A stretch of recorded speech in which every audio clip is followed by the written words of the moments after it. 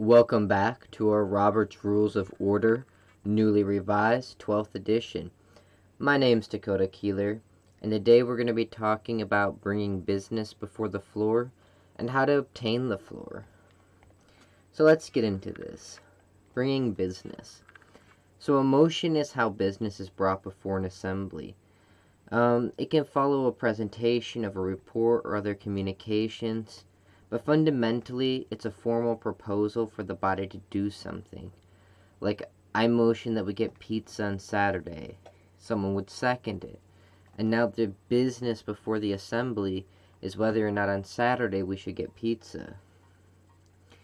The proposed action could be substantive in nature, express a view, or direct an investigation.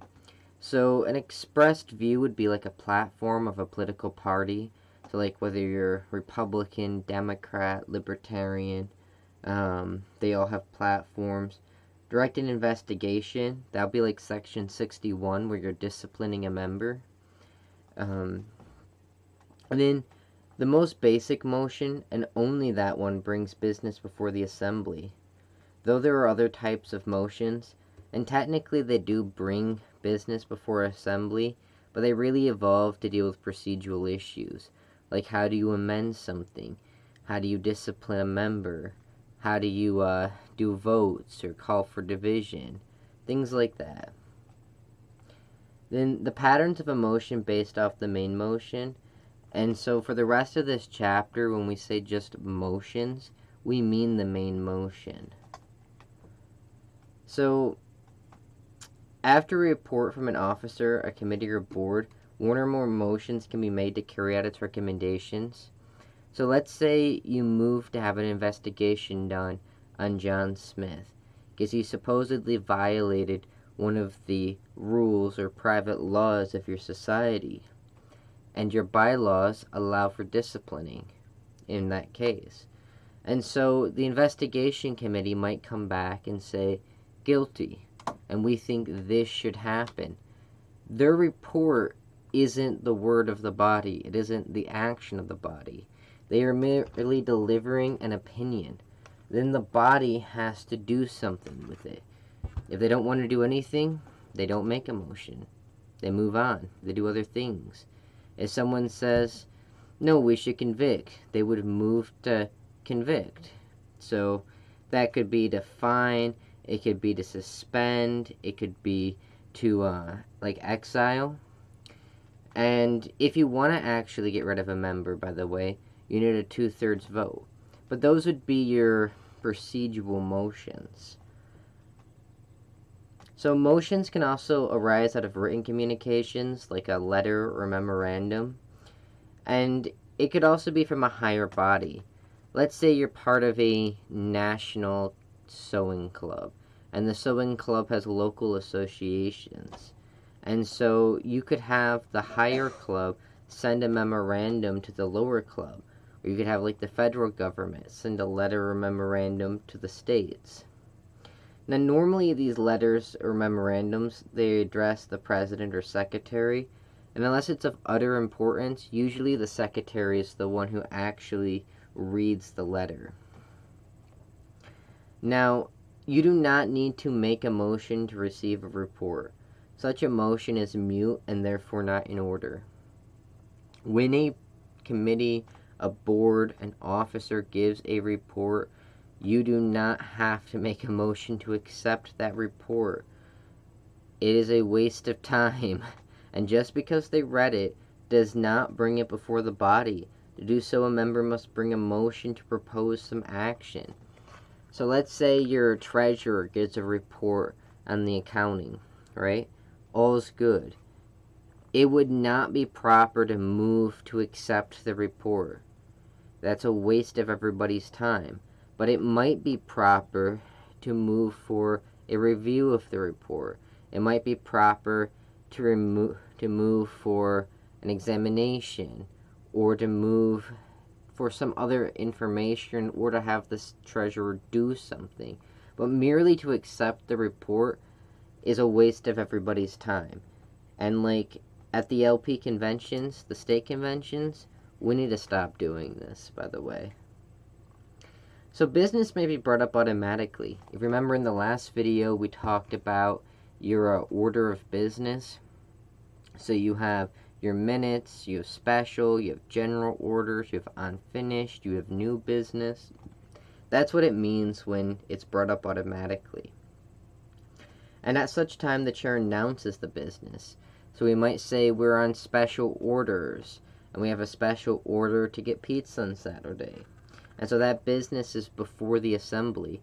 And if it was already in a motion, so let's say we postponed the motion to get pizza on Saturday till the next meeting, and we told it to come up first thing under special orders or under unfinished business, then when the chair announces it, it's automatically just brought forward. And because it was already a motion, no new motion is needed. Then we get into obtaining and assigning the floor. Before a member may speak in a debate or make most motions, they first must be recognized to have the floor. This just means that the chair says, yes, you can speak. There are some motions that can be made without first obtaining the floor, and you can find those in table 44 and 45. The chair, however, in all other cases, must recognize anyone who's entitled to be recognized, and you must be recognized to speak. A member obtains the floor by raising if possible, meaning if you're in a wheelchair, we're not going to expect you to stand. That's just pushing it a little too far. And say Mr. President, or Mr. Chair, or if it's a woman, Madame President, or Madame Chair, or by any official title they may have. The chair then recognizes them by saying their name. It could be their title, it could be the place, it could be the unit they represent. An example could be, the delegate from Michigan has the floor. The member then has the floor and may speak in a debate or make motions that are in coordinates with this book. In some committees or boards where everyone knows and can see everyone, however, you can usually assign the floor just by nodding. But if more than one person wants the floor, you should always just use the formal phraseology. The chair recognizes Mr. Smith, as an example. If the chair does not know your name, title, etc., he may ask. So for example, if I come to take the floor, and the chair may ask, what is your name? I reply, Dakota. Then the chair replies, the chair recognizes Dakota. It's very important we have this formality, again, so we can keep things impersonal, we can be smooth running and impartial, but so that the secretary can keep good records of who did what and when. Now, if two members rise and seek the floor, generally the one who asks first gets it. No one can have a prior claim on the floor. So you don't get to stand up and say, but I was here first. It's not how it works. And in most bodies, you are expected to be sitting, and so to be randomly standing while another has the floor is out of order in most cases. Now, in large assemblies where it might take a while to reach a microphone, you might have to change things up a bit. And you can look at that in 42, 16 through 17. Now, when debate on a motion is open, there are 3 cases in which the member who addresses the chair first is refused standing. I know I just said you can't have a prior claim to the floor, but like everything, that's the general rule, and here are some exceptions. If you are the author of the motion and have not had a chance to speak on it, so I, Dakota, am the author of the motion to get pizza on Saturday, and so when we open debate on that motion, I can speak first. You know, most people like pizza, or pizza's cheap, etc. And then no one is entitled to the floor a second time on the same motion and the same day, as long as there's another member who hasn't spoken and wishes to do so. So I just spoke as Dakota.